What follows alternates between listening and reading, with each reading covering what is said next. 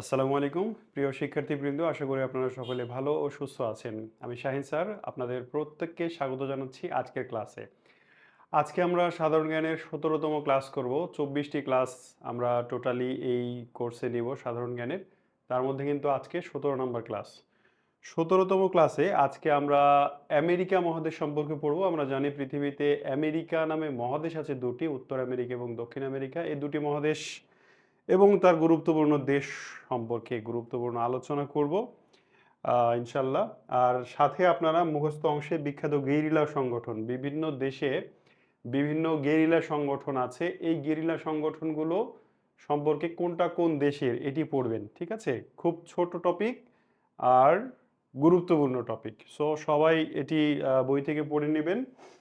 আর যাদের কাছে all in one question বই ব্যাংক বইটি নেই, তারা বইটি খুব দ্রুত সংগ্রহ করুন এবং বইয়ের প্রশ্নগুলো প্র্যাকটিস করতে থাকুন। ইনশাল্লাহ ভালো একটা প্রস্তুতি হবে। তাহলে শুরু করছি আজকের ক্লাস এবং শুরুতেই আমেরিকা মহাদেশের ভৌগোলিক অবস্থানটা জেনে নিব। সালাম দিচ্ছেন অনেকেই। ওয়ালাইকুম আসসালাম ও রহমতুল্লাহ। আলহামদুলিল্লাহ, আমি ভালো আছি। তাহলে আমেরিকা মহাদেশের আমরা এর আগে ৬টি মহাদেশ সম্পর্কে পড়েছি। আমরা এক এশিয়া মহাদেশ সম্পর্কে পড়েছি, এরপরে ইউরোপ মহাদেশ সম্পর্কে পড়েছি, তারপরে আফ্রিকা মহাদেশ এবং ৫টি মহাদেশ সম্পর্কে অ্যাকচুয়ালি পড়েছি, আর ওশেনিয়া মহাদেশ। এই ৫টি মহাদেশ সম্পর্কে পড়েছি। এশিয়া মহাদেশের স্বাধীন দেশের সংখ্যা ছিল ৪৪টি, ইউরোপ মহাদেশের স্বাধীন দেশের সংখ্যা হচ্ছে ৪৮টি, আফ্রিকা মহাদেশে স্বাধীন দেশের সংখ্যা ৫৪টি, আর এখানে ওশেনিয়া মহাদেশে স্বাধীন দেশের সংখ্যা হচ্ছে কয়টি বললাম আমরা? ১৪টি, তাই না? আজকে আমরা আমেরিকা মহাদেশ সম্পর্কে পড়ব। আমেরিকা মহাদেশ আছে দুইটি, একটি হচ্ছে এই জায়গাটুকু নিয়ে, এটা হচ্ছে উত্তর আমেরিকা মহাদেশ, আর বাকি এই অংশটুকু হচ্ছে দক্ষিণ আমেরিকা মহাদেশ। আমেরিকা মহাদেশ দুটি। তো আমরা প্রথমে উত্তর আমেরিকা মহাদেশ পড়ব এবং তারপরে দক্ষিণ আমেরিকা মহাদেশ পড়ব। এই হচ্ছে ভৌগোলিক অবস্থান। শুরু করি উত্তর আমেরিকা মহাদেশের ২৩টি দেশ সম্পর্কে একটু প্রাথমিক আলোচনা। উত্তর আমেরিকা মহাদেশে মোট দেশের সংখ্যা, স্বাধীন দেশের সংখ্যা ২৩টি।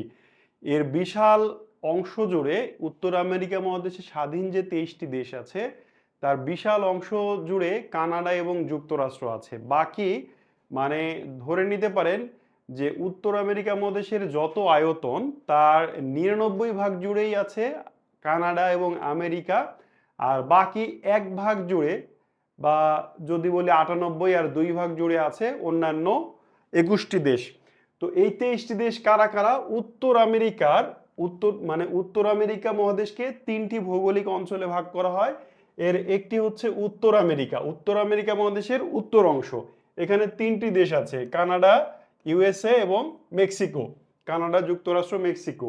এরপরে মধ্য আমেরিকা দ্বিতীয় অঞ্চল, এখানে ৭টি দেশ আছে, El Salvador, Honduras, Belize, Guatemala, Nicaragua, Costa Rica, Panama. এরপরে আরেকটা অঞ্চল যেটা দক্ষিণ আমেরিকার ঠিক কাছেই, ঠিক এই জায়গাটাকে বলা হচ্ছে ক্যারিবিয়ান অঞ্চল। এই ক্যারিবিয়ান অঞ্চলে ১৩টি ছোট ছোট দ্বীপ রাষ্ট্র আছে। এগুলো হচ্ছে বাহামা দ্বীপপুঞ্জ, Barbados, Cuba, Dominican Republic, Grenada, Haiti, Jamaica, Saint Kitts and Nevis, Saint Lucia, Saint Vincent and the Grenadines, Trinidad and Tobago, Antigua and Bermuda. এন্ড দিয়ে যে দেশের নামগুলো দেখছেন, এরা দুই বা একাধিক দ্বীপ নিয়ে গঠিত বলে এদের এন্ড দিয়ে যুক্ত করা হয়েছে, আলাদা আলাদা স্টেট যুক্ত করা হয়েছে। তো এই হচ্ছে উত্তর আমেরিকা মহাদেশের ২৩টি দেশের লিস্ট। এবার আমরা উত্তর আমেরিকা মহাদেশের ২৩টি দেশের মধ্যে গুরুত্বপূর্ণ কিছু দেশের রাজধানী ও মুদ্রার নাম জেনে নিব। ঠিক আছে, তাহলে লাল কালি দিয়ে লেখা লাল রঙের যেই রাজধানী এবং মুদ্রার নামগুলো, সেগুলো পড়লেই চলবে, কালোগুলো না পড়লেও চলবে। আমি কিন্তু ২৩টি দেশেরই রাজধানী বা মুদ্রা রাখি নাই, তারপরে যে কয়টি রেখেছি এর মধ্যেও আপনাকে মার্ক করে দিচ্ছি। আপনাকে যেমন পড়তে হবে কানাডার রাজধানী অটোয়া, এটি পড়বেন। কোস্টারিকা রাজধানী সান জোসে, এর মুদ্রার নাম ক্লোন, এটা পড়ার দরকার নেই, তবে সান জোসে একটু পড়ে রাখতে পারেন। কিউবার রাজধানী হাভানা, এর মুদ্রার নাম পেসো। গ্রানাডা পড়ার দরকার নেই, গ্রানাডা বাদ দিয়ে দিলাম, গ্রানাডার রাজধানী আর মুদ্রা পড়ার দরকার নেই আর কি। গুয়েতেমালা, গুয়েতেমালা এর আহ, রাজধানীর নাম খালি সিটি লাগাই দিলেই হবে দেশের সাথে, গুয়েতেমালা, গুয়েতেমালা সিটি। পৃথিবীতে কয়েকটি দেশ আছে যেই দেশের নামের সাথে সিটি শব্দটা যোগ করলেই রাজধানীর নাম পাওয়া যায়। যেমন Guatemala, Guatemala city, Mexico, Mexico city, Panama, Panama city, Singapore, Singapore city. এরকম কিছু দেশ আছে, এগুলো চাইলে আপনি আলাদাভাবে নোট করে ফেলতে পারেন, মনে রাখা সহজ হবে। হাইতির রাজধানী পোর্ট অফ প্রিন্স। দেখেন কুয়েট জাল, গুয়েতেমালার মুদ্রার নাম হচ্ছে কুয়েট জাল, আর হাইতির মুদ্রার নাম হচ্ছে গুরদে। চিনি দিস না, গুরদে। আচ্ছা, হন্ডুরাসের রাজধানী তেগুচিগালপা। হ্যাঁ, সুন্দর একটা নাম। আর ল্যাম্পিরা হচ্ছে এর মুদ্রা। জামাইকার রাজধানী কিংস্টোন, পানামা, পানামা সিটি, ওই যে বললাম। নিকারাগুয়ার রাজধানী ম্যানাগুয়া, মেক্সিকো, মেক্সিকো সিটি। আর আমেরিকার রাজধানী যে ওয়াশিংটন ডিসি, এটি কি পড়ে মনে রাখতে হবে? এটি আমার মনে হয় সবাই জানি আমরা, সেজন্য ওটা আলাদা করে মার্ক করি নাই। আচ্ছা, ফরহাদ রেজা একই কমেন্ট কতদিন করবেন? দেখেছি তো, মানে এই বিষয়টা আপনারা অনেকেই বলেছেন এগুলো, এবং এগুলো আমাদের চোখে পড়ে তো। আপনাদের প্রত্যেকটা কমেন্টই তো আমরা দেখি, পড়ি, ক্লাস শেষেও আপনাদের কমেন্ট দেখি। সো একটা বিষয় প্রত্যেক দিন তো বলার দরকার নাই, মাথায় আছে এই বিষয়টা আমাদের। ধন্যবাদ। আচ্ছা, এরপর আমরা উত্তর আমেরিকা মহাদেশের প্রাথমিক কিছু গুরুত্বপূর্ণ তথ্য জেনে নিই। কমন যে তথ্যগুলো, সেগুলো হচ্ছে বিশ্বের রুটির ঝুড়ি বলা হয় প্রেরি অঞ্চলকে। দেখেন, রুটির ঝুড়ি বিশ্বের দুইটা অঞ্চলকে বলা হয়, একটা হচ্ছে বিশ্বের, সারা বিশ্বের রুটির ঝুড়ি, আর আরেকটা হচ্ছে ইউরোপের রুটির ঝুড়ি। আমরা ইউরোপ মহাদেশ পড়ার সময় দেখেছি। ইউরোপের রুটির ঝুড়ি হচ্ছে ইউক্রেন, আর সারা বিশ্বের রুটির ঝুড়ি বলা হয় প্রেরি। প্রেরি অঞ্চল উত্তর আমেরিকায় অবস্থিত এবং বিস্তীর্ণ অঞ্চলে প্রচুর গম উৎপাদিত হয়, এই জন্য এই অঞ্চলকে বিশ্বের রুটির ঝুড়ি বলা হয়। ডেথ ভ্যালি, এটি যুক্তরাষ্ট্রে অবস্থিত। ম্যাপল পাতার দেশ এবং পশ্চিমের জিব্রাল্টার বলা হয় কানাডাকে, দুটি ভৌগোলিক উপনাম। ফরাসি ভাষাভাষী লোক কানাডার কুইবেক অঞ্চলে বেশি বসবাস করে। মুক্তার দ্বীপ এবং চিনির দেশ, মুক্তা ও চিনির দেশ বলা হয় কিউবাকে, এটা উত্তর আমেরিকা মহাদেশের আরেকটি দেশ। বিশ্বের সবচেয়ে বড় সভ্যতার নাম মায়া সভ্যতা, যেটি মেক্সিকোতে অবস্থিত ছিল। উত্তর আমেরিকার দীর্ঘতম নদীর নাম হচ্ছে মিসিসিপি, মিসৌরি। আর উত্তর আমেরিকার দীর্ঘতম পর্বতের নাম হচ্ছে রকি পর্বত। উত্তর আমেরিকার উচ্চতম পর্বত শৃঙ্গের নাম হচ্ছে মাউন্ট ম্যাককিনলি বা দোনালি। একটা জিনিস খেয়াল করবেন, আমি প্রত্যেকটা মহাদেশ পড়ানোর সময় ওই মহাদেশের দীর্ঘতম নদী, দীর্ঘতম পর্বত মালা বা পর্বত শ্রেণী, আর সর্বোচ্চ পর্বত শৃঙ্গের নাম আমি আপনাকে পড়িয়েছি। আপনি যদি সহজে মনে রাখতে চান এগুলো, তাহলে এই 7টি মহাদেশের এই দীর্ঘতম টপিকগুলো এক জায়গায় করবেন। যেমন 7 মহাদেশের দীর্ঘতম নদী কোন কোন মহাদেশের কোনটি? এশিয়ার হচ্ছে ইয়াংসিকিয়াং, ইউরোপের ভলগা, আফ্রিকার নীল, উত্তর আমেরিকার মিসিসিপি, মিসৌরি, দক্ষিণ আমেরিকার আমাজন, তারপরে হচ্ছে যে অস্ট্রেলিয়ার মারি ডার্লিং। এভাবে নদীগুলো, দীর্ঘতম নদী এক জায়গায় লিখবেন। দীর্ঘতম পর্বত এক জায়গায় লিখেন। সর্বোচ্চ পর্বত শৃঙ্গ, যেমন এশিয়ার মাউন্ট এভারেস্ট, আমরা আফ্রিকার পড়েছি মাউন্ট কিলিমানজারো, আজকে আমেরিকার পড়ছি মাউন্ট ম্যাককিনলি বা দোনালি, ইউরোপের পড়েছি মাউন্ট এলব্রুস। সো এই জিনিসগুলো নোট করে এক জায়গায় করেন, তাহলে আপনার জন্য মনে রাখতে সুবিধা হবে। আমি মহাদেশ ভিত্তিক আলাদা আলাদা এই জিনিসগুলো পড়িয়েছি। আচ্ছা, এবার আমরা গুরুত্বপূর্ণ কিছু দেশ সম্পর্কে আলোচনা করব। তো উত্তর আমেরিকা মহাদেশ বা দক্ষিণ আমেরিকা মহাদেশ, অর্থাৎ আমেরিকা মহাদেশ আলোচনা করতে গেলে সবচেয়ে দীর্ঘ আলোচনাই হবে ইউনাইটেড স্টেটস অফ আমেরিকা, যাকে আমরা আমেরিকা যুক্তরাষ্ট্র বা ইউএসএ বলে থাকি। সো এই ক্লাসের দীর্ঘ একটা অংশ এই আমেরিকা নিয়েই আলোচনা করব, কারণ এখান থেকে পরীক্ষায় প্রচুর প্রশ্ন আসে। আমেরিকার অর্থনীতি, ভূ রাজনৈতিক অবস্থা এবং তাদের ভৌগোলিক বৈচিত্র্য নিয়ে পরীক্ষা, চাকরির পরীক্ষায় অনেক বেশি প্রশ্ন আসে।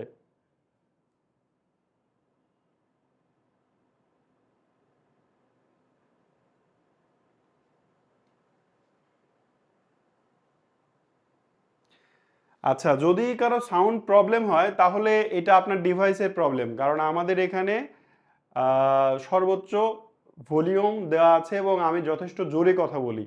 এরপরেও যদি, মানে আমাদের এখানে কোনো প্রবলেম নাই সাউন্ডের, এরপরে যদি সাউন্ডের প্রবলেম হয় আপনার ডিভাইসটা একটু দেখেন কোনো প্রবলেম হয়েছে কিনা। আচ্ছা দেখেন, ইউএসএ এর পূর্ণ নাম হচ্ছে ইউনাইটেড স্টেট অফ আমেরিকা, যাকে আমরা মার্কিন যুক্তরাষ্ট্র বা যুক্তরাষ্ট্র বলে থাকি। এর ভৌগোলিক ম্যাপ, জ্যামিতিক, এই যে জমির প্লটের মতো যেগুলো দেখছেন, এগুলো আমেরিকার এক একটা রাজ্য বা অঙ্গরাজ্য, ঠিক আছে। এরকম আমেরিকার 50টি রাজ্য আছে, যেগুলো আমরা একটু সামনে দেখি। আচ্ছা, আমেরিকা আবিষ্কারের ইতিহাসটা একটু সংক্ষেপে জেনে নিই। আমেরিকা দেখেন, আমেরিকা আবিষ্কার করেন ইতালীয় নাবিক কলম্বাস 1492 সালে। তিনি মূলত কলম্বাস, ইতালীয় নাগরিক কলম্বাস, ওই সময় ইউরোপিয়ানরা ইউরোপে যুদ্ধ বিগ্রহ বন্ধের পরে ইউরোপিয়ানরা চাচ্ছিল বিশ্বের বিভিন্ন প্রান্তে পৌঁছে গিয়ে ব্যবসা বাণিজ্য করতে, উপনিবেশ স্থাপন করতে, এবং তারা মূলত চাচ্ছিল যে জলপথে, সমুদ্রপথে কিভাবে ভারত আসা যায় এই জলপথ আবিষ্কার করতে। ভারতে আসার জলপথ আবিষ্কার করতে গিয়ে এই কলম্বাস তিনি পথ ভুল করে, আটলান্টিক মহাসাগরের মধ্যে পথ ভুল করে আমেরিকায় পৌঁছান। হ্যাঁ, তিনি মূলত ওয়েস্ট ইন্ডিজ, বর্তমানে যে জায়গাটা, এইখানে গিয়ে পৌঁছান এবং সেখানে দেখতে পান যে কিছু মানুষ আছে যেগুলো ইন্ডিয়ান মনে হচ্ছে না, বাট তিনি মনে করছিলেন যে এটা ইন্ডিয়ান, এই জন্য তাদের চেহারা ছিল লাল লাল, অনেকটা লালচে। তিনি তাদের নামকরণ করলেন রেড ইন্ডিয়ান এবং ওই জায়গাটার নাম করলেন ওয়েস্ট ইন্ডিজ, মানে ইন্ডিয়ার পশ্চিমাংশ, ঠিক আছে।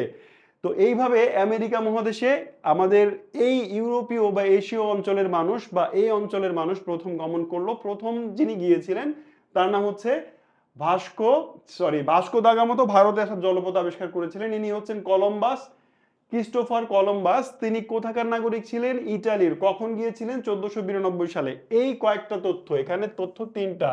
তিনি একজন ইটালিয়ান নাগরিক, তার নাম হচ্ছে কলম্বাস, এবং তিনি 1492 সালে এই আমেরিকায় গিয়েছিলেন। আমেরিগো ভেচেপুচি আমেরিকায় আসেন 1497 সালে। তো আমেরিগো ভেচেপুচি আবার কে? আমেরিগো ভেচেপুচি হচ্ছেন আরেকজন ইটালিয়ান নাবিক, দার্শনিক এবং ভূগোলবিদ, ঠিক আছে। তিনি একসঙ্গে অনেক গুণে গুণান্বিত ছিলেন। তো আমেরিগো ভেচিপুচি যে যখন কলম্বাস 1492 সালে ওখান থেকে ফিরে আসলেন, আবার এসে বললেন যে আমি এরকম একটা নতুন জায়গা আবিষ্কার করেছি যেটা ইন্ডিয়ার মতোই, অনেকটা ইন্ডিয়াই মনে করেছি আমি। তো সবকিছুর বর্ণনা শুনে আমেরিগো ভেচিপুচি তিনি বলেছেন যে না, উনি আসলে ইন্ডিয়ায় যান নাই, উনি যে জায়গাটাতে গেছেন ওটা অন্য একটা জায়গা, নতুন একটা মহাদেশ আবিষ্কৃত হয়েছে। এরপরে তিনি এখানে 97 সালে আসেন, 1497 সালে, এবং এখানকার ম্যাপ ট্যাপ তৈরি করেন, ঘুরে বেড়ান। এই আমেরিগো ভেচিপুচির নাম অনুসারেই মহাদেশের নামকরণ করা হয় আমেরিকা।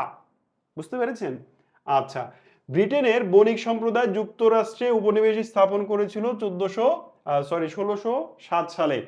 প্রাথমিকভাবে আমেরিকা বা মার্কিন যুক্তরাষ্ট্র গঠিত হয়েছিল 13টি অঙ্গরাজ্য নিয়ে। বর্তমানে এই অঙ্গরাজ্যের সংখ্যা হচ্ছে 50টি। 1776 সালের 4 জুলাই আমেরিকা ব্রিটেনের কাছ থেকে স্বাধীনতার ঘোষণা দেয়। এই স্বাধীনতার ঘোষণা দিয়েছিল ইন্ডিপেন্ডেন্ট হল থেকে। বাংলাদেশের স্বাধীনতার ঘোষণা নিয়ে বিতর্ক আছে। পৃথিবীতে দুটি দেশের স্বাধীনতার ঘোষণাপত্র আছে, একটি হচ্ছে বাংলাদেশ আর একটি হচ্ছে আমেরিকা। তো বাংলাদেশের স্বাধীনতা ঘোষণা কি ধানমন্ডির 32 থেকে দেওয়া হয়েছিল নাকি চট্টগ্রাম কালুরঘাট বেতার কেন্দ্র দেওয়া হয়েছিল, এ নিয়ে আমাদের ইতিহাসে অনেক তর্ক বিতর্ক আছে। কিন্তু আমেরিকার স্বাধীনতার ঘোষণা নিয়ে কোনো বিতর্ক নেই, তারা আমাদের মতো এত উন্নত হইতে পারে নাই এখনো। তো আমেরিকার স্বাধীনতার ঘোষণা কখনো দেওয়া হয়েছিল, পরীক্ষা আসবে। 1776 সালের 4 জুলাই কে ঘোষণা দিয়েছিলেন? Thomas Jefferson.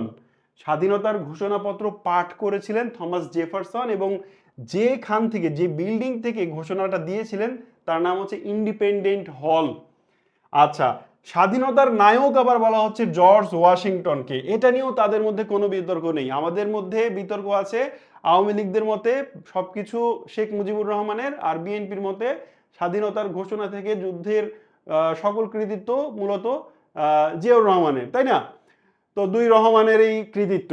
এখন এদের দেখেন, থমাস জেফারসন যে স্বাধীনতার ঘোষণা পাঠ করেছেন এতে কোনো দ্বিমত নেই।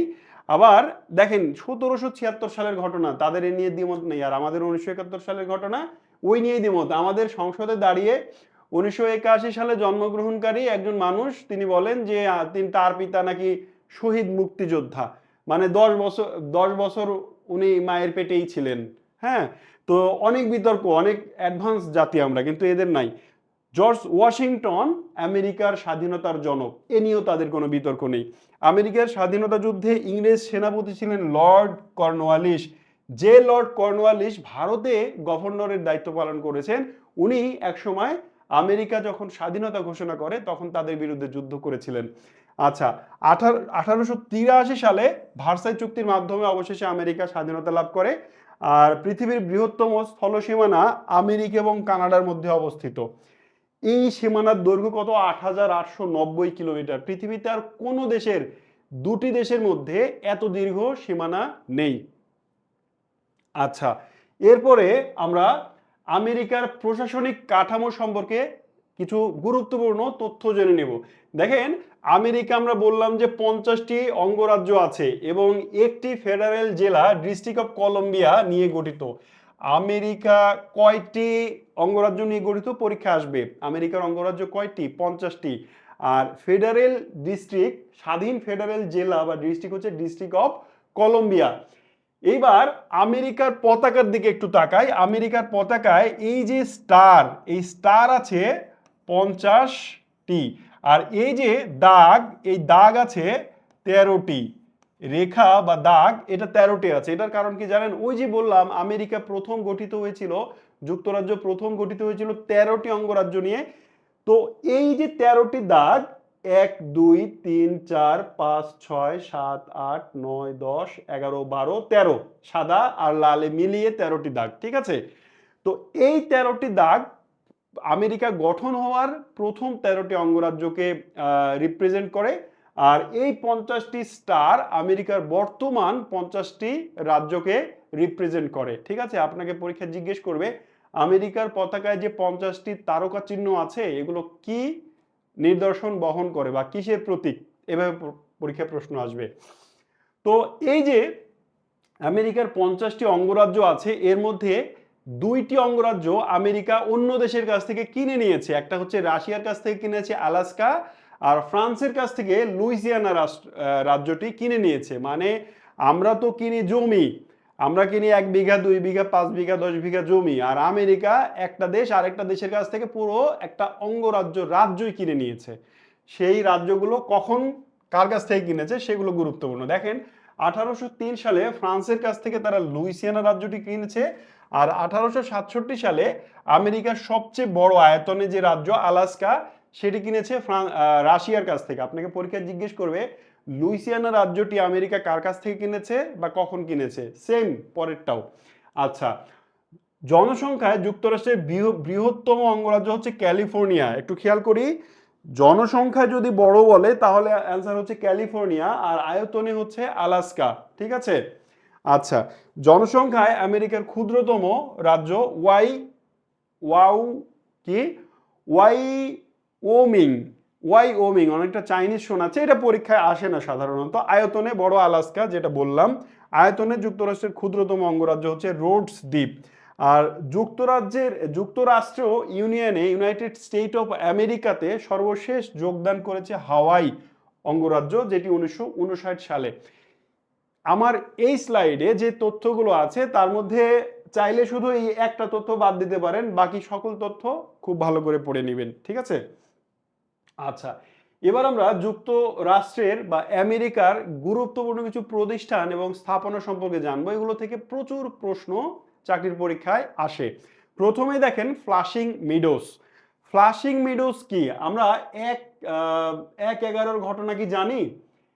না না, এটা 1/11 না। ফ্লাশিং মিডোস হচ্ছে জাতিসংঘের সভাস্থল এবং এটি নিউ ইয়র্কে অবস্থিত। দুটি তথ্য জানলেই চলবে। এটি হচ্ছে ফ্লাশিং মিডোস। আমরা জানি জাতিসংঘ এর সদর দপ্তর আমেরিকার নিউ ইয়র্কে অবস্থিত। এই জাতিসংঘের সভা, জাতিসংঘের সাধারণ পরিষদের অধিবেশন যে বিল্ডিংটাতে বসে, সেই বিল্ডিংটা নাম হচ্ছে ফ্লাশিং মিডোস, মনে রাখতে হবে। এরপরে হচ্ছে নাসা। নাসা সম্পর্কে জানি না, নাসার নাম শুনি নাই, এমন কেউ চাকরির প্রার্থী নেই বলেই আমি বিশ্বাস করি। তো নাসা থেকে যে প্রশ্নগুলো আসে, প্রথমেই প্রশ্ন আসবে নাসা এর পূর্ণরূপ কি? নাসা, এই যে এটা লোগো দেখতে পাচ্ছেন, নাসা এর পূর্ণরূপ কি? The national Aeronautics and space administration.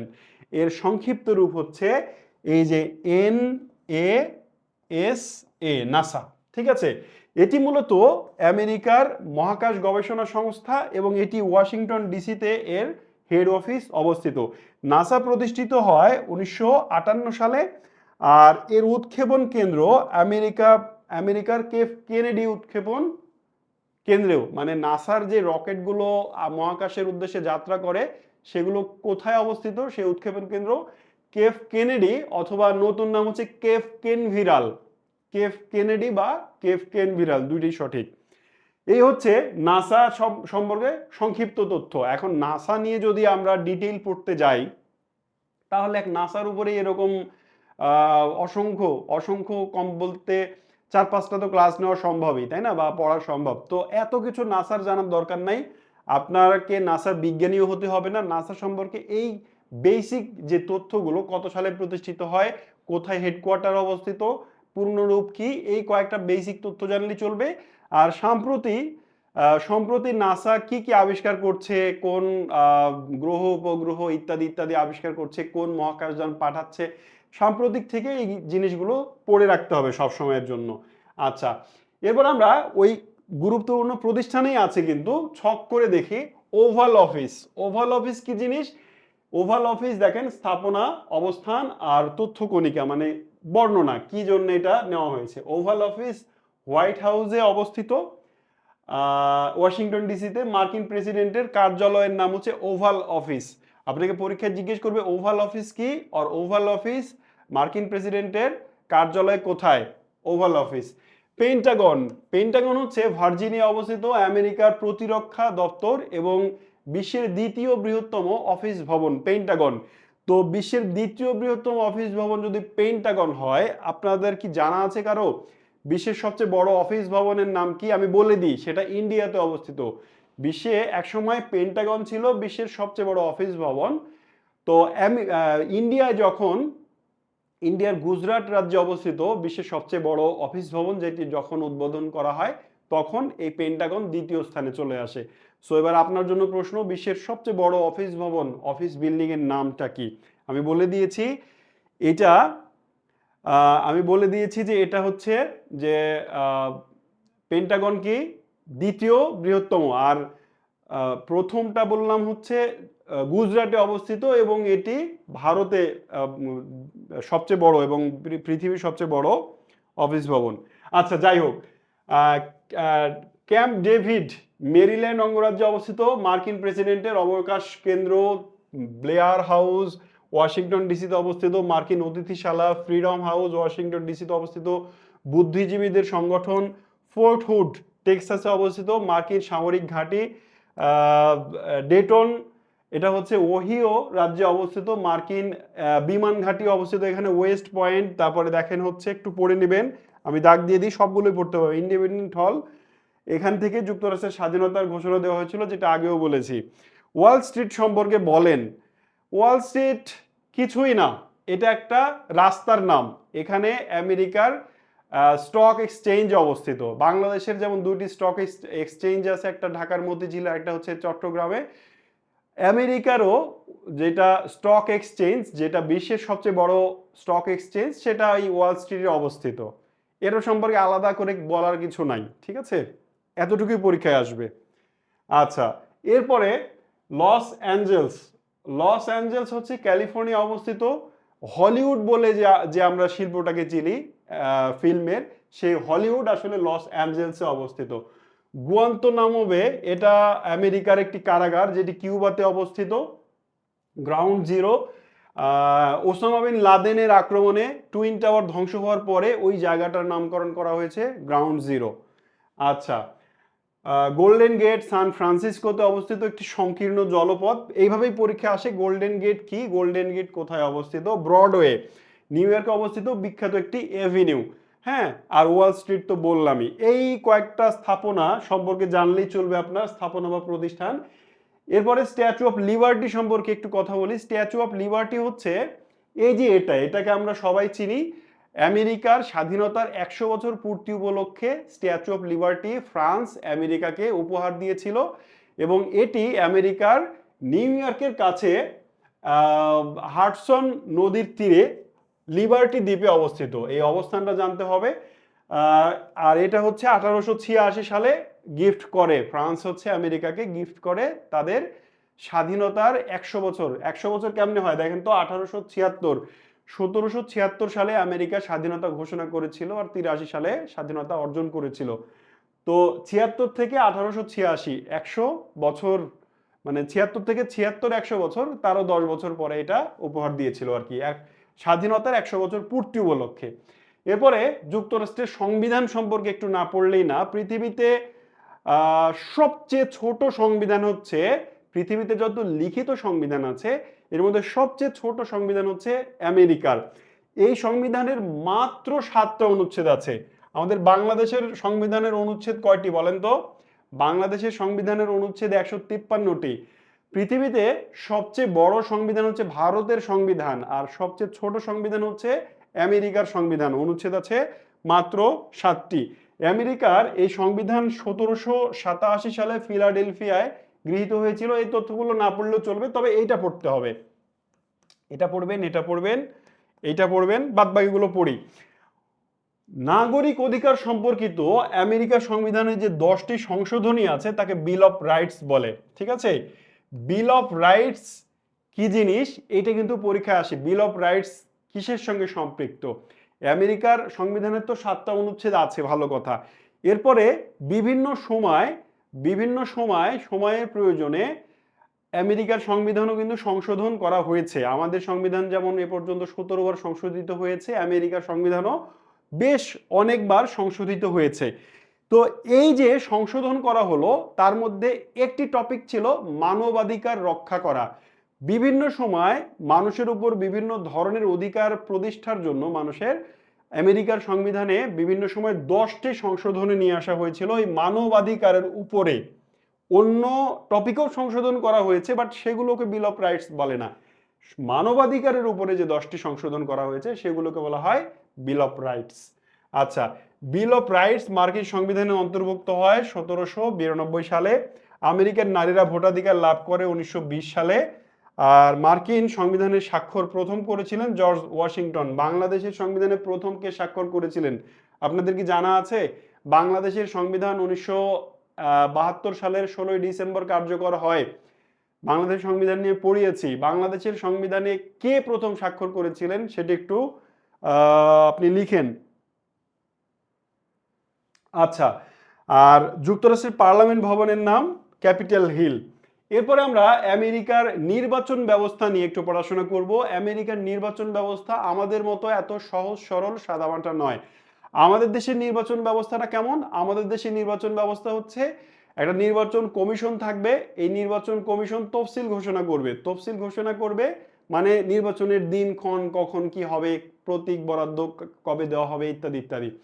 তারপরে যারা যারা ভোটে দাঁড়াবে তারা অ্যাপ্লিকেশন করবে, ভোটে দাঁড়ানোর জন্য যাচাই বাছাই হবে, তাদের প্রতীক দেওয়া হবে। তারা মাইকিং করবে, অমুক ভাইয়ের চরিত্র ফুলের মতো পবিত্র, ভোট দিলে তাকেই দিব, ইত্যাদি ইত্যাদি। এখন আবার গান গিয়ে আমরা প্রচারণা চালাই। এরকম প্রচারণা হইলো। তারপরে ভোটের দিন সকাল থেকে গিয়ে আমরা ভোট দিলাম, একদল কেন্দ্র দখল করলো, আরেক দল জাল ভোট দিল, মরা মানুষ এসে ভোট দিল, রাতে ভোট হইলো, দিনে ভোট হইলো, ঠিক আছে? ভোট ছাড়াই নির্বাচন হলো। এরকম করে বাংলাদেশের নির্বাচন সাধারণত হতে দেখি আমরা। আমেরিকার নির্বাচন কিন্তু এরকম নয়। আমেরিকার নির্বাচনে গদ বাঁধা, ধরা বাঁধা কিছু নিয়ম আছে যেগুলো আমাদের মতো এত সাধারণ নয়। ডক্টর কামাল, রুনা আক্তার না, সুমন ইকবাল বলেছেন যে ডক্টর কামাল। ভুল বলেছেন। বাংলাদেশের সংবিধানে প্রথম স্বাক্ষর ডক্টর কামাল হোসেন করেন নাই।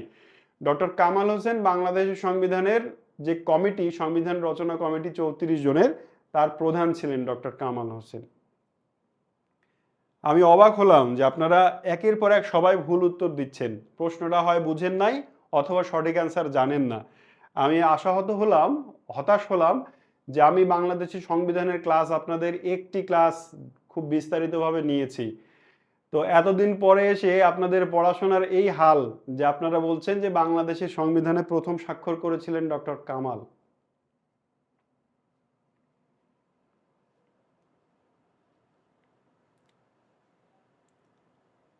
সামিউল আহমেদ সঠিক উত্তর দিয়েছেন। যাই হোক, আমেরিকার নির্বাচন নিয়ে একটু পড়াশোনা করতে চাচ্ছিলাম। আমেরিকার নির্বাচন হয় দেখেন 4 বছর পর পর, প্রতি 4 বছর পর পর। আমাদের হয় 5 বছর পর পর, এদের হয় 4 বছর পর পর। নির্বাচন ফিক্সড, প্রতি 4 বছর পর পর যখন নির্বাচন হবে ওই বছরের নভেম্বরের প্রথম মঙ্গলবারই নির্বাচন হবে, ফিক্সড ডেট, ফিক্সড। আচ্ছা, প্রেসিডেন্ট প্রার্থী হওয়ার যোগ্য একজন যে কেউ চাইলেই আমেরিকার নির্বাচনে প্রার্থী হতে পারবে না। চোর, ডাকাত, ঘুষখোর এরকম আমাদের দেশে হইতে পারে, কিন্তু ওদের দেশে হইতে পারবে না। কি হইতে হবে? তাদের জন্মগতভাবে আমেরিকার নাগরিক হইতে হবে, বয়স কমপক্ষে 35 বছর হতে হবে। বাংলাদেশে হয় 25, আর বাংলাদেশে প্রেসিডেন্ট হইতে হইলে 35 বছর বয়স লাগে। কমপক্ষে 14 বছর আমেরিকায় বসবাস করতে হবে। তো একটু ব্যাপারটা কেমন হলো না, এখানে একটু দেখি। জন্মগতভাবে না মার্কিন নাগরিক হতে হবে, আবার কমপক্ষে 14 বছর আমেরিকায় বাস করতে হবে, মানে কি ব্যাপার হচ্ছে? আমেরিকায় জন্মগ্রহণ করলেই যে আমেরিকায় সে বসবাস সারা জীবন করবে, ব্যাপারটা তো এরকম না। তো আমেরিকায় জন্মগ্রহণ তো করতেই হবে এবং কমপক্ষে 14 বছরই আমেরিকায় বসবাস করতে হবে, আর বয়স কমপক্ষে 35 হতে হবে। আরো অনেকগুলো শর্ত আছে, তার মধ্যে প্রধান শর্ত এগুলো। বাদ বাকি শর্তগুলো তো আপনার পরীক্ষার জন্য দরকার নাই, তাই বলছি না। এটাও আপনি কোনো বইয়ে পাবেন না, জাস্ট আমি আপনাকে দেখাচ্ছি। আচ্ছা, রিপাবলিকান দলের প্রতীক হাতি আর ডেমোক্রেটিক দলের প্রতীক গাধা। তো আপনার কাছে এখন প্রশ্ন আরেকটা করি, যে বর্তমানে যিনি আমেরিকার প্রেসিডেন্ট আছেন ডোনাল্ড ট্রাম্প, তিনি কোন দলের? তিনি কি হাতি নাকি গাধা? অর্থাৎ তিনি কি রিপাবলিকান নাকি তিনি ডেমোক্রেটিক দলের প্রার্থী? কোন দলের প্রার্থী ডোনাল্ড ট্রাম্প? তিনি আমেরিকার বর্তমান প্রেসিডেন্ট। তিনি আমেরিকার কোনটি প্রধান যে দুটি দল, বাংলাদেশ আওয়ামী লীগ বিএনপির মতো, এরাও দুটি দল, একটা হচ্ছে রিপাবলিকান আর একটা হচ্ছে ডেমোক্রেটিক। তো একটা প্রার্থী হচ্ছে, এটা হচ্ছে গাধা, এটা হচ্ছে গাধা, আর এটা হচ্ছে হাতি, ঠিক আছে? তো ডোনাল্ড ট্রাম্প কোন দলের লোক সেটা একটু আনসার করবেন সবাই। আচ্ছা, প্রেসিডেন্ট নির্বাচন করে মূলত ইলেক্টরগণ, আমি একটু পরে বুঝিয়ে দিচ্ছি, আগে পড়ে নি। মোট আচ্ছা, ইলেক্টরদের সমন্বয়কে বলা হয় ইলেকটোরাল কলেজ। মোট ইলেকটোরাল কলেজের সংখ্যা 51টি, আর মোট ইলেক্টর আছে 538টি। ইলেক্টর 538টি। এই জায়গাতেই আসলে বাংলাদেশের চেয়ে বা অন্যান্য দেশের চেয়ে তাদের পার্থক্য। দেখেন, আমরা সাধারণ জনগণ ডিরেক্ট ভোট দিয়ে এমপি নির্বাচন করি, এমপিরা পরে সংসদে গিয়ে মন্ত্রী পর্যন্ত হয়। তো এদের ব্যাপারটা হচ্ছে, সাধারণ মানুষ প্রথমে ভোট দিয়ে ইলেক্টর নির্বাচন করে। সাধারণ মানুষ এমপিদের ভোট দেয় না, ইলেক্টরদের ভোট দেয়। এই ইলেক্টরদের সমন্বয়কে বলা হয় ইলেকটোরাল কলেজ। তাদের ইলেক্টরের সংখ্যা 538টি, আর এই 538টি ইলেক্টর 51টি ইলেকটোরাল কলেজে বিভক্ত, ঠিক আছে? এ নিয়ে আরো ব্যাপক বিস্তৃত আলোচনা হতে পারে, শুধু মার্কিন নির্বাচন নিয়ে অনেক বেশি আলোচনা হতে পারে, কিন্তু আপনাদের এখন প্রয়োজন নেই। এই যে ইলেক্টর, এই ইলেক্টররা ভোট দিয়ে প্রেসিডেন্ট নির্বাচন করে। একটু সামনে যাই, তাদের ইলেক্টরদের সংখ্যাটা একটু দেখে আসি। জয়লাভের জন্য একজনকে প্রেসিডেন্ট হইতে হলে কমপক্ষে 270টি ইলেকটোরাল ভোট পাইতে হবে। পার্লামেন্টের নাম তাদের কংগ্রেস, এবং তাদের পার্লামেন্ট হচ্ছে দ্বিকক্ষ বিশিষ্ট, একটি হচ্ছে সিনেট, আরেকটি হচ্ছে হাউস অফ রিপ্রেজেন্টেটিভ। আমেরিকার পার্লামেন্ট 2 কক্ষ বিশিষ্ট, উচ্চ কক্ষের নাম হচ্ছে সিনেট আর নিম্ন কক্ষের নাম হচ্ছে হাউস অফ রিপ্রেজেন্টেটিভ। সিনেটের সদস্য সংখ্যা দেখেন, সিনেটের সদস্য 100টি, হাউস অফ রিপ্রেজেন্টেটিভের সদস্য সংখ্যা 435টি। এবার আপনি যোগ করে দেন এই 100 আর হচ্ছে 435, আর তিনটি, আর বাকি তিনটি কি হচ্ছে যে সংরক্ষিত আসন। আমাদের মতো তাদের দেশেও সংরক্ষিত আসন আছে। আমি একটু উপরে লিখি, 100 জন হচ্ছে সিনেট, তারপরে হচ্ছে 435 হচ্ছে যে হাউস অফ রিপ্রেজেন্টেটিভ, আর তিনটা হচ্ছে সংরক্ষিত।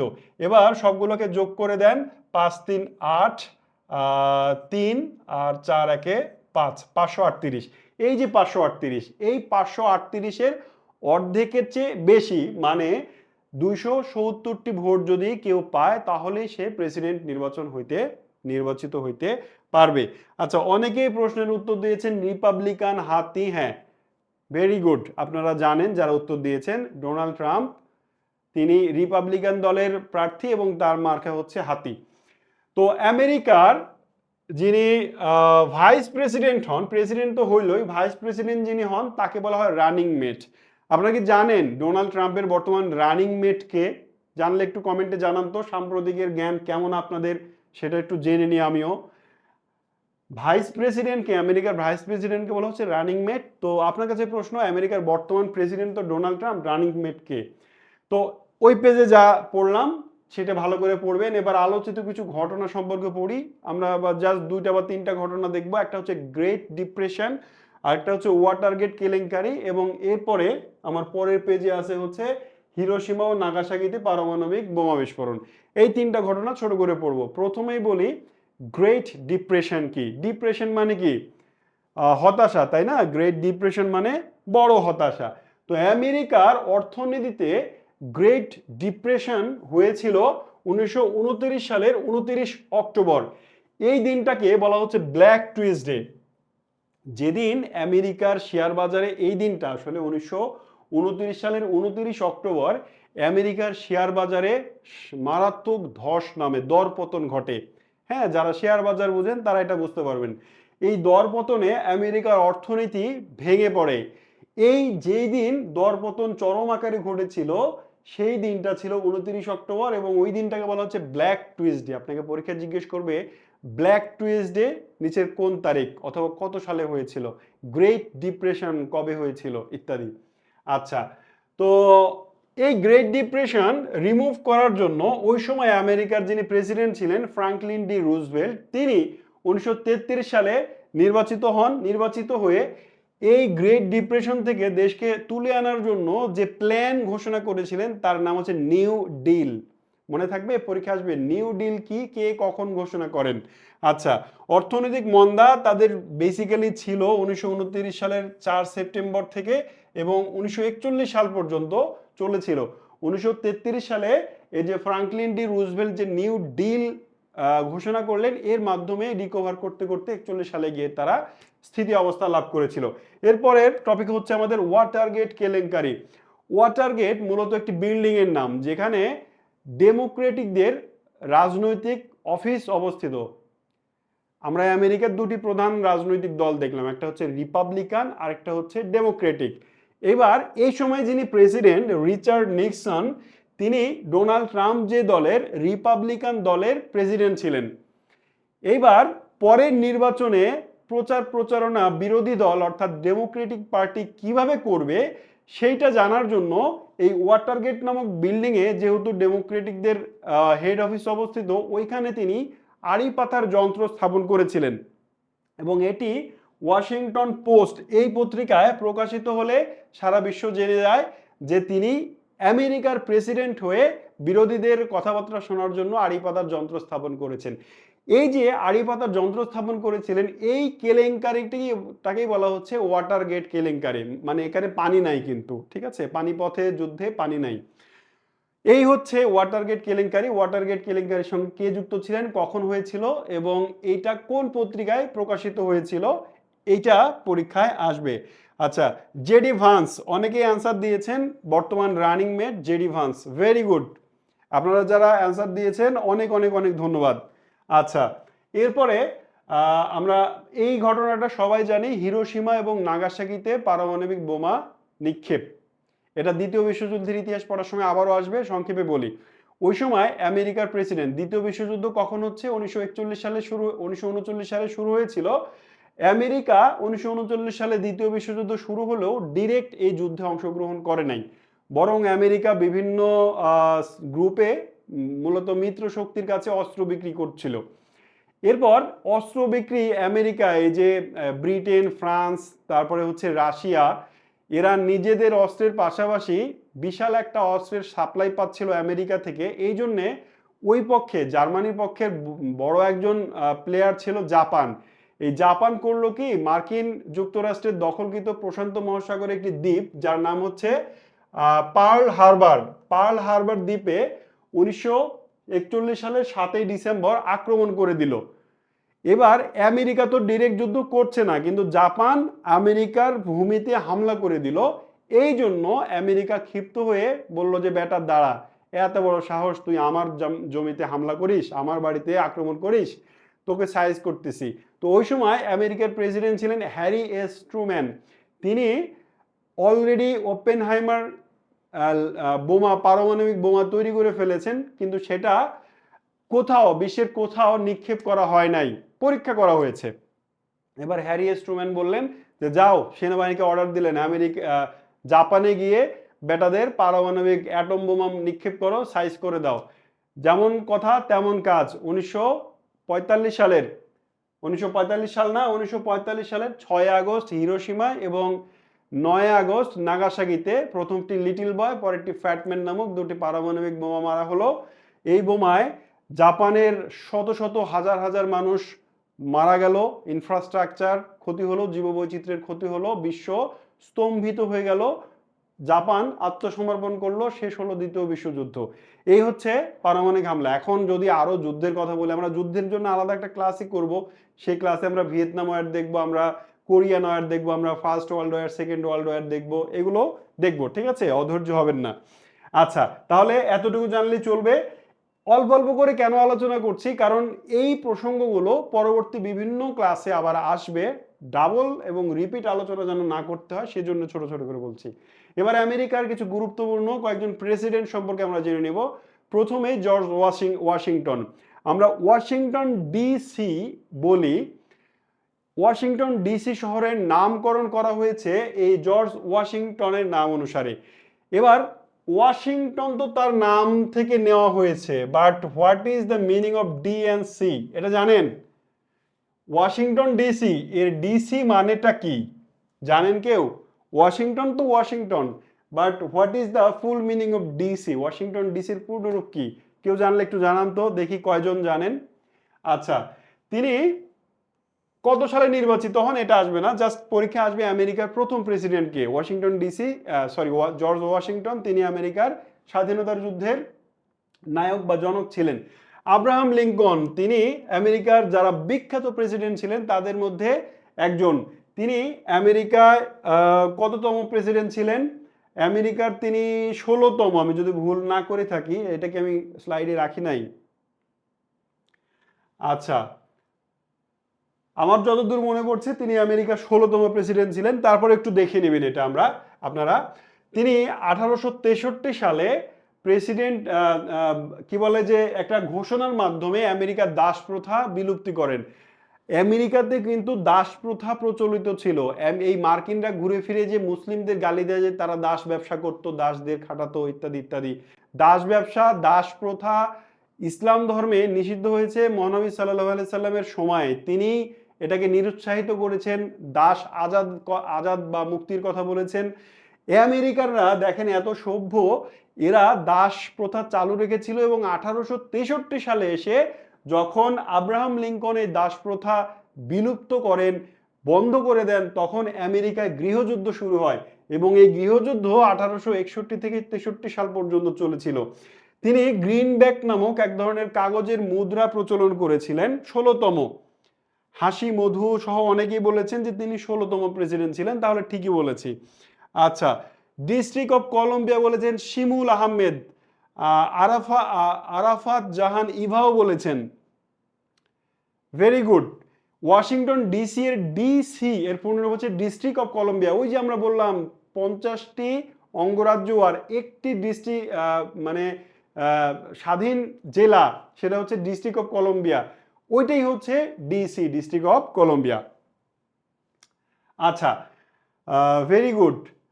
1863 সালে তিনি 2 মিনিটের স্থায়ী একটি বক্তব্য দিয়েছিলেন গেটিসবার্গ নামক স্থানে। কে? Abraham Lincoln. একটু গুছিয়ে বলি, আব্রাহাম লিঙ্কন আমেরিকার 16তম প্রেসিডেন্ট, তিনি সবচেয়ে বিখ্যাত প্রেসিডেন্টদের একজন। তিনি 1863 সালে একটি ঘোষণার মাধ্যমে, ঘোষণার নাম নিচে লেখা আছে, ঘোষণার মাধ্যমে তিনি আমেরিকার দাস প্রথা বিলুপ্ত করলেন। এর মাধ্যমে আমেরিকায় গৃহযুদ্ধ শুরু হলো এবং তিনি এই গৃহযুদ্ধের অবসান ঘটালেন তার সময়েই। তিনি আমেরিকার জন্য মুদ্রা তৈরি করলেন যার নাম হচ্ছে গ্রিনব্যাক। তিনি আমেরিকার জাতিদের জন্য, মার্কিনীদের জন্য ঐক্যবদ্ধ করার জন্য একটি ভাষণ দিলেন আমেরিকায়। গেটিসবার্গ নামক স্থানে, যাকে বলা হয় গেটিসবার্গ বক্তব্য। এই গেটিসবার্গ বক্তব্য মাত্র 2 মিনিটের বক্তব্য ছিল। পৃথিবীতে যত বিখ্যাত বক্তব্য আছে তার মধ্যে একটি হচ্ছে গেটিসবার্গ বক্তব্য। এই গেটিসবার্গ বক্তব্যে তিনি ডেমোক্রেসির সবচেয়ে গ্রহণযোগ্য যে সংজ্ঞাটা আমরা এখন পড়ি সেটি বলেছিলেন। তিনি বক্তব্যের একটি পর্যায়ে বলেছিলেন, democracy is a government of the people, by the people and for the people. এটা ওই গেটিসবার্গ বক্তব্যেই তিনি বলেছিলেন। তার আরো বিখ্যাত একটি উক্তি হচ্ছে, বুলেটের চেয়ে ব্যালট অধিক শক্তিশালী। গণতন্ত্রের কথা বলেছেন যে বুলেট দিয়ে মারার চেয়ে মারবে শাসকরা, তার চেয়ে ব্যালট দিয়ে তোমরা যাকে নির্বাচন করবে সেই আসবে ক্ষমতায়, অধিক শক্তিশালী। তিনি আততায়ীর গুলিতে 1865 সালে নিহত হন। ঠিক আছে, ওই যে গৃহযুদ্ধ চলছিল তার উপরে তো রাগ ছিল অনেকেরই। এরপরে আমরা উইড্রো উইলসন সম্পর্কে একটু জানি। উইড্রো উইলসন আমেরিকার 28তম প্রেসিডেন্ট ছিলেন। প্রথম বিশ্বযুদ্ধের সময় তিনি আমেরিকার প্রেসিডেন্ট ছিলেন। তিনি জাতিপুঞ্জ বা লিগ অফ নেশনস তৈরির যে যে ফরমেশন সেটি তিনি দিয়েছিলেন। প্রথম বিশ্বযুদ্ধ শেষ হওয়ার পরে তিনি বিশ্ব শান্তি প্রতিষ্ঠার উদ্দেশ্যে 14টা দফা, 14টা শর্ত বিশিষ্ট একটি ডিক্লারেশন দেন বিশ্ববাসীর কাছে, একটি প্রস্তাবনা দেন যাকে বলা হয় 14 পয়েন্টস। এই 14 পয়েন্টসের প্রবক্তা বা উদ্ভাবনকারী হচ্ছেন প্রেসিডেন্ট উইড্রো উইলসন। তার যে 14 দফা, এই 14 দফার 14 নম্বর দফা অনুযায়ী পৃথিবীতে একটি বৃহৎ আন্তর্জাতিক সংগঠন তৈরি হয়েছিল যার নাম হচ্ছে লিগ অফ নেশনস। 1920 সালে প্রতিষ্ঠিত হয়েছিল আর 1941 সালে এটি বিলুপ্ত হয়ে গিয়েছিল। তিনি এই লিগ অফ নেশনসের নামও তিনি করেছিলেন। ফ্রাঙ্কলিন ডি রুজভেল্ট দ্বিতীয় বিশ্বযুদ্ধের সময় আমেরিকার প্রেসিডেন্ট ছিলেন এই ফ্রাঙ্কলিন ডি রুজভেল্ট, দ্বিতীয় বিশ্বযুদ্ধের প্রথম অংশে। ঠিক আছে, ফ্রাঙ্কলিন ডি রুজভেল্ট। আচ্ছা, তিনি আমেরিকার সবচেয়ে দীর্ঘমেয়াদী প্রেসিডেন্ট, 12 বছর তিনি ক্ষমতায় ছিলেন। আর জাতিসংঘের নামকরণ তিনিই করেছিলেন। দেখেন পৃথিবীতে বড় যে দুটি সংগঠন তৈরি হয়েছিল, একটি হচ্ছে লিগ অফ নেশনস, যেটির প্ল্যান করেছিলেন উইড্রো উইলসন। আর তারপরে বর্তমানে পৃথিবীতে সবচেয়ে বড় যে সংগঠন জাতিসংঘ, সেটির ডিজাইন এবং নামকরণ করেছিলেন এই Franklin D Roosevelt. Harry S Truman, তার সম্পর্কে একটু আগেই বলেছি যে তিনি ওই যে হিরোশিমা এবং নাগাসাকিতে পারমাণবিক বোমা ফেলার নির্দেশ দিয়েছিলেন। পরীক্ষা আসবে কে দিয়েছিলেন নির্দেশ। এরপর আমরা দেখব জন এফ কেনেডি সম্পর্কে। তিনি পুলিৎজার পুরস্কার লাভ করেছিলেন, আমেরিকার 35তম প্রেসিডেন্ট ছিলেন। রিচার্ড নিক্সন সম্পর্কে একটু আগেই পড়েছি। তিনি রিপাবলিকান পার্টির প্রেসিডেন্ট ছিলেন, আমেরিকার 37th প্রেসিডেন্ট, এবং তিনি ওয়াটারগেট কেলেঙ্কারির সঙ্গে জড়িত। সাথে সাথে বাংলাদেশে 1971 সালে যখন মুক্তিযুদ্ধ হচ্ছিল তখন এই রিচার্ড নিক্সন ছিলেন আমেরিকার প্রেসিডেন্ট। এরপরে প্রেসিডেন্ট হয়েছিলেন জিমি কার্টার। বাংলাদেশের যখন মুক্তিযুদ্ধ হচ্ছিল তখন আমেরিকার ভাইস প্রেসিডেন্ট ছিলেন এই জিমি কার্টার, আর প্রেসিডেন্ট ছিলেন রিচার্ড নিক্সন। জিমি কার্টার তার পরের প্রেসিডেন্ট, মানে তিনি 37তম, মাঝখানে 38 আরেকজন ছিল, আর 39তম হচ্ছেন জিমি কার্টার। তিনি বসনিয়ায় সামরিক আগ্রাসন চালিয়েছিলেন। ডোনাল্ড ট্রাম্প যেমন ইরানে সামরিক আগ্রাসন চালালো, জর্জ ডাব্লিউ বুশ যেমন ইরাকে আফগানিস্তানে সামরিক আগ্রাসন চালিয়েছিল, ঠিক একইভাবে এই জিমি কার্টার তিনি বসনিয়ায় গণহত্যার সঙ্গে জড়িত। তিনি একটি বইও লিখেছেন, তার আত্মজীবনীমূলক বই, যার নাম হচ্ছে দ্য হোয়াইট হাউস ডায়েরি। পরীক্ষায় জিজ্ঞেস করবে হোয়াইট হাউস ডায়েরি কার লেখা বই। আচ্ছা, এরপরে আমরা দেখি রোনাল্ড রিগান। তিনি আমেরিকার 40তম প্রেসিডেন্ট ছিলেন। তিনি একজন অভিনেতা ছিলেন, গ্রানাডায় সামরিক আগ্রাসন চালিয়েছিলেন। 3টা তথ্য বললেই চলবে তার থেকে। বারাক ওবামা, আপনারা হয়তো অনেকেই তাকে তার প্রেসিডেন্সি টাইমটা দেখেছেন। তিনি 44তম প্রেসিডেন্ট ছিলেন। কালো দেখতে কৃষ্ণাঙ্গদের মধ্যে তিনি মার্কিন প্রেসিডেন্ট নির্বাচিত হন। তিনি 2009 সালে শান্তি পুরস্কার পেয়েছিলেন, শান্তিতে নোবেল পুরস্কার পেয়েছিলেন। তার লেখা কয়েকটি বই আছে, পারলে একটু দেখে রাখবেন। এখন খুব বেশি আসে না, আগে অনেক বেশি আসতো।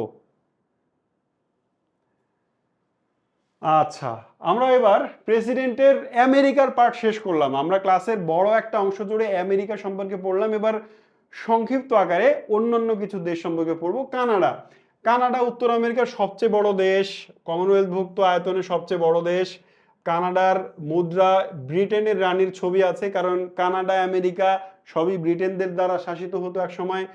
মন্ট্রিল, টরন্টো আর ভিক্টোরিয়া এগুলো কানাডার বিখ্যাত শহর। ম্যাপল পাতার দেশ বলা হয় কানাডাকে।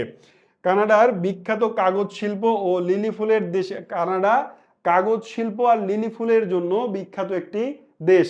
আচ্ছা, আয়তনে পৃথিবীর বৃহত্তম নায়াগ্রা ফলস বা নায়াগ্রা জলপ্রপাত কানাডাতেই অবস্থিত। কানাডার ফরাসি ভাষী জনগোষ্ঠী কুইবেক অঞ্চলে বেশি বসবাস করে, এটি আগেও বলেছি। কানাডা থেকে এই অল্প কয়েকটা তথ্য পড়বেন, এর বেশি আর তেমন কিছু আসবে না। আচ্ছা, কিউবা। কিউবা হচ্ছে আমেরিকার গলার কাছে অবস্থিত একটি কি বলে যে সমাজতান্ত্রিক দেশ। পশ্চিম গোলার্ধের একমাত্র সমাজতান্ত্রিক দেশ হচ্ছে কিউবা। উত্তর আমেরিকা, দক্ষিণ আমেরিকা এই দুই মহাদেশ মিলে একটি সমাজতান্ত্রিক দেশ আছে, সেটা হচ্ছে কিউবা। কিউবার প্রেসিডেন্ট, বিখ্যাত প্রেসিডেন্ট ছিলেন ফিদেল ক্যাস্ট্রো। তো কিউবাকে বলা হয় পার্ল অফ অ্যান্টিলিস বা মুক্তার দেশ। এটি 1492 থেকে 400 বছর স্পেনের অধীনে ছিল। কিউবার ক্ষেপণাস্ত্র সংকট হয় 1962 সালে। কিউবার ক্ষেপণাস্ত্র সংকট কি, এটা যুদ্ধের ইতিহাস পড়ানোর সময় ভালো করে বলবো, আজকে আর বলছি না। কিউবার সমাজতান্ত্রিক বিপ্লবের নেতা ছিলেন বিখ্যাত ফিদেল ক্যাস্ট্রো। আর তার আত্মজীবনীমূলক গ্রন্থের নাম দ্য কি স্ট্র্যাটেজিক ভিক্টরি। ফিদেল ক্যাস্ট্রো সম্পর্কে পরীক্ষায় প্রশ্ন আসে, তিনি কোন দেশের প্রেসিডেন্ট ছিলেন, তার আত্মজীবনীমূলক গ্রন্থের নাম কি। তিনি 2016 সালে মারা যান। কিউবা থেকেই কয়েকটা তথ্য পড়লে চলবে। মেক্সিকো। মেক্সিকো কে বলা হয় পৃথিবীর গুদামঘর, মানে প্রচুর খাদ্যশস্য উৎপাদন হয়, তো এই জন্য বলা হয়। মেক্সিকোর রাজধানী মেক্সিকো সিটি। কানকুন মেক্সিকোর বিখ্যাত একটি শহর। মেক্সিকোকে বলা হয় পর্বত মধ্যভূমি, পর্বত মধ্যবর্তী মালভূমি। পরীক্ষা আসে। আচ্ছা, পৃথিবীর বিখ্যাত দুটি সভ্যতা, একটি হচ্ছে মায়া সভ্যতা, একটা হচ্ছে অ্যাজটেক সভ্যতা। এই দুটি সভ্যতাই মেক্সিকোতে গড়ে উঠেছিল। এই কয়েকটা তথ্য মেক্সিকো থেকে পড়বেন। এবার আমরা মধ্য আমেরিকার ওয়েস্ট ইন্ডিজের যে দেশগুলো আছে সেগুলো কম্বাইন্ড কিছু তথ্য একটি পেজের মাধ্যমে পড়ে নিব। এর বাইরে, এই জায়গার বাইরে মধ্য আমেরিকা থেকে তেমন কিছু আর প্রশ্ন আসে না। যেমন দেখেন, মধ্য আমেরিকায় স্বাধীন দেশের সংখ্যা কয়টি? 7টি। যুক্তরাষ্ট্রের সমর্থনপুষ্ট কান্ট্রা একটি বিদ্রোহী সংগঠন, এটি নিকারাগুয়ায় বিলং করে। নিকারাগুয়াকে বলা হয় মশার উপকূল বা মস্কুইটো কোস্ট। আচ্ছা, প্রেরি, ওই যে বললাম যে আমেরিকার বা পৃথিবীর রুটির ঝুড়ি বলা হয় প্রেরিকে, এটি মধ্য আমেরিকায় অবস্থিত। মধ্য আমেরিকার স্থায়ী সেনাবাহিনী নাই। কোস্টারিকা নামক দেশে কোনো সেনাবাহিনী নাই। কোস্টারিকা শব্দের অর্থ হচ্ছে ধনী উপকূল। জাতিসংঘ শান্তি বিশ্ববিদ্যালয় এই কোস্টারিকাতেই অবস্থিত, যেটি 1980 সালে প্রতিষ্ঠিত হয়েছিল। পানামা খাল, উত্তর ও দক্ষিণ আমেরিকাকে বিভক্তকারী পানামা খাল পানামা দেশের মধ্যে দিয়ে অবস্থিত। এটি আমেরিকা খনন করেছিল। এটি প্রশান্ত মহাসাগরকে আটলান্টিক মহাসাগরের সঙ্গে যুক্ত করেছে। আচ্ছা, পানামা খাল 1904 সালে খনন করা হয়েছিল, আর এটি পানামার কাছে হস্তান্তর করা হয়েছিল 1999 সালে। মধ্য আমেরিকা থেকে জাস্ট এই কয়েকটা তথ্যই আমরা পড়ব। এরপরে দক্ষিণ আমেরিকা মহাদেশে চলে যাব। আমরা কিন্তু উত্তর আমেরিকা মহাদেশ এতক্ষণে শেষ করলাম। ফিদেল ক্যাস্ট্রো বলেন, আমি হিমালয়ে দেখিনি কিন্তু বঙ্গবন্ধুকে দেখেছি। হ্যাঁ, আমাদের শেখ মুজিবুর রহমান সম্পর্কে তিনি এই মন্তব্যটি করেছিলেন। এটি আগে প্রচুর আসতো পরীক্ষা, এখন আসবে না আপাতত। আচ্ছা, দক্ষিণ আমেরিকা মহাদেশ হচ্ছে এটা। হ্যাঁ, কিউট একটি মহাদেশ, যেখানে আপনাদের পছন্দের ফুটবল টিমগুলো অবস্থিত। বিশ্বের ফুটবল পরাশক্তি ব্রাজিল, আর্জেন্টিনা, উরুগুয়ে, প্যারাগুয়ে, এই দেশগুলো এই দক্ষিণ আমেরিকা মহাদেশেই অবস্থিত। আচ্ছা, একটা কথা বলেন তো, আপনারা এই যে আর্জেন্টিনা ব্রাজিলের সাপোর্ট করা নিয়ে মারামারি করেন, বাপের জমি জমা বিক্রি করে 35 কিলোমিটারের পতাকা বানান, বাড়ির ছাদে পতাকা টাঙ্গাইতে উঠে বিদ্যুৎ পৃষ্ঠ হয়ে মারা যান, বন্ধু বন্ধু মারামারি করেন, এক গ্রামের সঙ্গে আরেক গ্রাম মারামারি করেন আর্জেন্টিনার ব্রাজিল সমর্থন করতে গিয়ে। আপনাদের যারা আর্জেন্টিনার ফ্যান, তাদের কাছে মেসি হচ্ছে ফেরেস্তা, এই নক্ষত্রের সৌরজগতের সবচেয়ে বড় প্লেয়ার। আবার যারা আর্জেন্টিনা সাপোর্ট করেন, কি বলে যে ব্রাজিল সাপোর্ট করেন, তাদের কাছেও এরকম কথাবার্তা আছে। এখন আপনারা যে এই আর্জেন্টিনার ব্রাজিল নিয়ে মরেন, মানে জান দেন আর কি, আমি একটু আঞ্চলিক ভাষায় বললাম, এই যে জান দিয়ে দেন, আপনারা কি জানেন আর্জেন্টিনার ব্রাজিলের রাজধানীর নাম কি, মুদ্রা কি? আমাদের বাংলাদেশের সাথে কার সম্পর্ক ভালো? আমাদের বাংলাদেশের আন্তর্জাতিক অঙ্গনে বাংলাদেশকে সবচেয়ে বেশি হেল্প করে ওই দুইটা দেশের মধ্যে কে বেশি দেয়? কে? আর্জেন্টিনা না ব্রাজিল? এগুলো কি জানেন? এটাও জেনে নিন তো, একটু বলেন তো, কমেন্ট করে বলেন তো আর্জেন্টিনার রাজধানী কি আর ব্রাজিলের রাজধানী কি? বলেন দেখি কয়জন জানেন, কয়জন বাপের বেটা আর বাপের বেটি, আঞ্চলিক ভাষায় বললাম, মানে কয়জন ছেলে আর মেয়ে জানেন যে আর্জেন্টিনার রাজধানীর নাম কি আর ব্রাজিলের রাজধানীর নাম কি? ফুটবল দেখি না স্যার, না দেখাও, মানে দেখেন না সমস্যা নাই, কিন্তু ফুটবলের বা খেলার জ্ঞানগুলো রাখতে হবে, পরীক্ষা আসবে যে। দেখি কয়জন আছেন বীর পালোয়ান যে আর্জেন্টিনার ব্রাজিলের রাজধানীর নাম বলেন। সার্চ দেবেন না কেউ, মানে জাস্ট জানলে বলেন, জানলে জানান, সার্চ দিয়ে দেখবেন না কেউ। আচ্ছা, তাহলে একটু সামনে যায়, এই যে রাজধানী চলেই আসলো। দক্ষিণ আমেরিকা মহাদেশে স্বাধীন দেশ হচ্ছে 12টি, এবং এই মহাদেশটাকে বলা হয় ল্যাটিন আমেরিকা। ল্যাটিন আমেরিকা কেন বলা হয় এটা একটু বলি, মুখে মুখে শুনে নেন। ল্যাটিন আমেরিকা, ল্যাটিন মূলত একটি ভাষার নাম।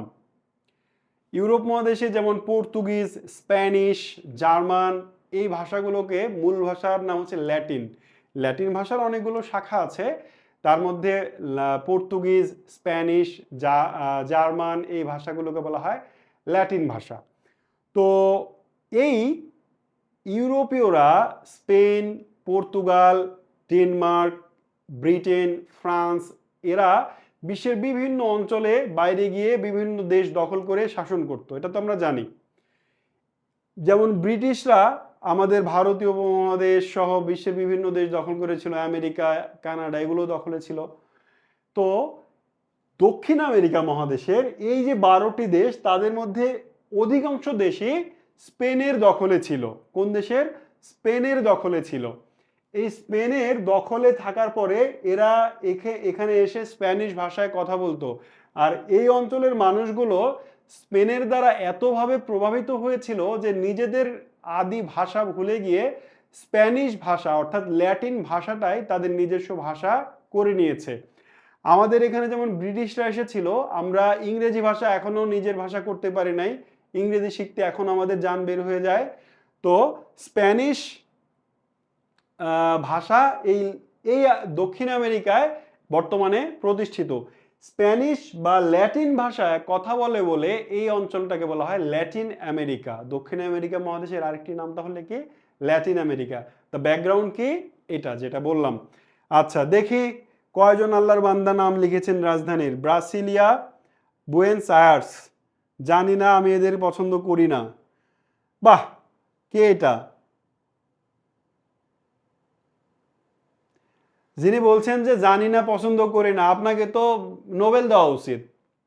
মানে পরীক্ষা যদি আসে আর্জেন্টিনার রাজধানীর নাম কি, আর্জেন্টিনার মুদ্রার নাম কি, তারপরে হচ্ছে যে বিশ্বের সবচেয়ে বেশি গোলদাতা যদি মেসি থাকে তাহলে নাম কি, ইত্যাদি ইত্যাদি যদি আসে, আমরা বাংলাদেশ সবচেয়ে বেশি চিনি আমদানি করে কোত্থেকে, কফি আমদানি করে কোত্থেকে, এগুলো যদি আসে, তাইলে যেন আর্জেন্টিনা ব্রাজিলের নাম পড়েন না, বলেন না, উত্তর দিয়েন না, ঠিক আছে?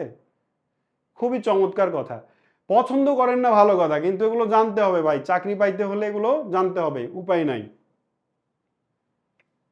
দেখি, দেখেন লাল রঙের, অ্যাজ ইউজুয়াল লাল রঙের গুলো পড়বেন। আর্জেন্টিনার রাজধানী দেখেন বুয়েন্স আয়ার্স। পেসো। বলিভিয়ার লাপাজ, এটি পৃথিবীর সবচেয়ে উঁচু রাজধানী, লাপাজের চেয়ে উঁচুতে আর পৃথিবীর কোনো দেশের রাজধানী নেই। Brazil, Brasilia real. Chile, Santiago peso. Colombia, Bogota peso. Ecuador, Quito. Guyana, Georgetown. Peru, Lima, Peru রাজধানী Lima. Uruguay, Montevideo peso. Venezuela, Caracas, bolivar. এই যেগুলো লাল রং করা আছে সেগুলো খুব ভালো করে পড়ে নেবেন, ঠিক আছে? আচ্ছা, এবার আমরা দক্ষিণ আমেরিকা মহাদেশের কোন দেশের রাজনৈতিক এবং ভূ অর্থনৈতিক, এগুলো কিন্তু আমরা পড়বো না, কারণ এগুলো আসে না। দক্ষিণ আমেরিকা থেকে যেগুলো আসে সেগুলো আমরা এবার পড়বো। আমাজন বন। আমাজন বনকে বলা হয় পৃথিবীর ফুসফুস। তো আমাজন বন, আমাজন নদী আর আন্দিস পর্বতমালা, দক্ষিণ আমেরিকা থেকে এই কয়েকটা জিনিসই আমরা পড়বো। আমাজন রেইন ফরেস্ট, পৃথিবীর সবচেয়ে বড় রেইন ফরেস্ট হচ্ছে আমাজন। আর পৃথিবীর সবচেয়ে বড় বনভূমি বলেছিলাম আমি, কি মনে আছে? কি নাম যেন বলেছিলাম?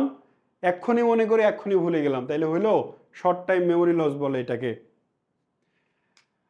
আচ্ছা দেখেন, আমাজন বনের আয়তন 70 লক্ষ বর্গ কিলোমিটার। বাংলাদেশের আয়তন কত যেন?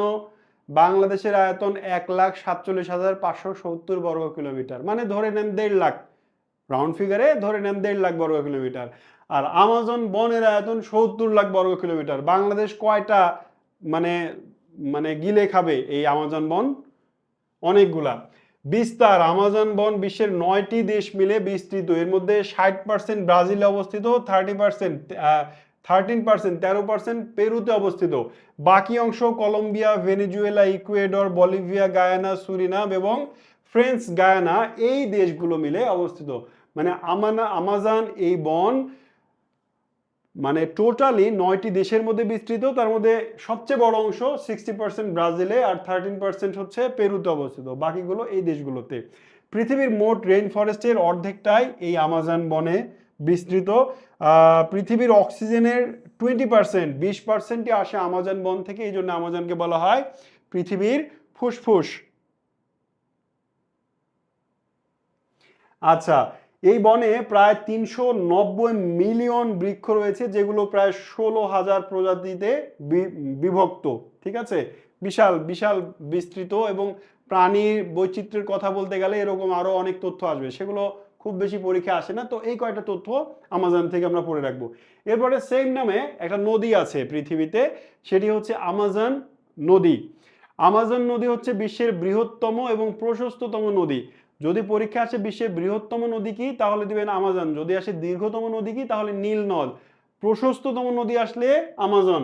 দেখেন, আমাজন আন্দিজ পর্বতমালা থেকে উৎপত্তি হয়েছে এবং আটলান্টিক মহাসাগরে গিয়ে পতিত হয়েছে। 6,400 কিলোমিটার দৈর্ঘ্য এই নদীর। বিশ্বের প্রশস্ততম এবং বৃহত্তম নদী এটি। প্রবাহিত হয়েছে ইকুয়েডর, কলম্বিয়া, ভেনেজুয়েলা, বলিভিয়া এবং ব্রাজিলের মধ্যে দিয়ে। ঠিক আছে, আমাজন বনের মধ্যে দিয়েই মূলত আমাজন নদী প্রবাহিত হয়েছে। এবার আন্দিজ পর্বতমালাটা একটু দেখি। এই হচ্ছে আন্দিজ পর্বতমালা। এখানে ভেনেজুয়েলা থেকে শুরু করে একেবারে চিলির এই দক্ষিণ প্রান্ত পর্যন্ত বিস্তৃত যে পর্বত, এটি আন্দিজ পর্বতমালা। এটি শুধু দক্ষিণ আমেরিকা নয়, বরং সারা পৃথিবীতে আন্দিজের চেয়ে এত বিস্তৃত এলাকা নিয়ে আর কোনো পর্বতমালা নেই। হিমালয় পর্বত, এটি একেবারে ধরে নেওয়া যায় আফগানিস্তান থেকে শুরু করে মিয়ানমার পর্যন্ত এর শাখা প্রশাখা ডালপালা বিস্তৃত। বিশাল অঞ্চল না? বিশাল অঞ্চল। কিন্তু হিমালয় কিন্তু বিশ্বের দীর্ঘতম পর্বত নয়। তারপরে আপনি ককেশাস পর্বত বলেন, তারপরে হচ্ছে যে উরাল পর্বত বলেন, যে কোনো পর্বত, রকি পর্বতমালা বলেন, এগুলো কিন্তু আন্দিজের মতো এত দীর্ঘ নয়। চিন্তা করেন তো, আটলান্টিক মহাসাগরের হ্যাঁ, আটলান্টিক না, এটা প্রশান্ত মহাসাগরের এই পাশে পুরোটা জুড়ে দীর্ঘ একটা পর্বতমালার নাম আন্দিজ পর্বতমালা। এর দৈর্ঘ্য কত? প্রায় 7,000 কিলোমিটার দৈর্ঘ্য, আর প্রস্থ, গড় প্রস্থ হচ্ছে 500 কিলোমিটার। এই পর্বতের সর্বোচ্চ শৃঙ্গের নাম হচ্ছে, এটা পরীক্ষা আসবে, অ্যাকাঙ্কাগুয়া, যার উচ্চতা 6,961 মিটার। এই অ্যাকাঙ্কাগুয়া এটি আর্জেন্টিনায় অবস্থিত। মানে আন্দিজ পর্বতমালা তো দেখেন ভেনেজুয়েলা, কলম্বিয়া, ইকুয়েডর, তারপরে হচ্ছে পেরু, বলিভিয়া, তারপরে হচ্ছে চিলি, আর্জেন্টিনা, এই কয়েকটি দেশ মিলে বিস্তৃত। এর মধ্যে সবচেয়ে পিক পয়েন্ট যেটা যেটা অ্যাপেক্স বা পর্বতের চূড়া, যেটা এই চূড়ার নাম হচ্ছে অ্যাকাঙ্কাগুয়া। এটি দক্ষিণ আমেরিকা মহাদেশের সর্বোচ্চ পর্বত শৃঙ্গ, আর এই শৃঙ্গটি আর্জেন্টিনাতে অবস্থিত। আর বিশ্বের সবচেয়ে সরু রাষ্ট্র চিলি। চিলি মানে কি? মরিচ। এই যে এখান থেকে শুরু করে এই পর্যন্ত মরিচের মতো বিস্তৃত একটি রাষ্ট্র, যাকে বলা হয় বিশ্বের সবচেয়ে সরু রাষ্ট্র, এটি হচ্ছে চিলি, দক্ষিণ আমেরিকা মহাদেশে অবস্থিত। আচ্ছা, এইবার দক্ষিণ আমেরিকা মহাদেশের আর সংক্ষিপ্ত কয়েকটা তথ্য জেনেই আমরা আজকের ক্লাসের ইতি টানবো। ইকুয়েডর এর নামকরণ করা হয়েছে ইকুয়েটর বা নিরক্ষরেখার নাম অনুসারে। আমরা দক্ষিণ আমেরিকার একটি দেশের নাম দেখলাম ইকুয়েডর। ইকুয়েডরের নামকরণ করা হয়েছে ইকুয়েটর বা এই যে নিরক্ষরেখা, যেটাকে আমরা বাংলায় বলি, এই রেখার নাম অনুসারে। আচ্ছা, বিশ্বের উচ্চতম রাজধানী বলিভিয়ার রাজধানী লাপাজ। বিশ্বের সরুতম দেশ চিলি, যেটা আগেই বললাম। ইনকা সভ্যতা গড়ে উঠেছিল পেরুতে। এই যে ইনকা সভ্যতার নিদর্শন আন্দিস পর্বতমালায় পেরুর অংশে ইনকা সভ্যতা গড়ে উঠেছিল।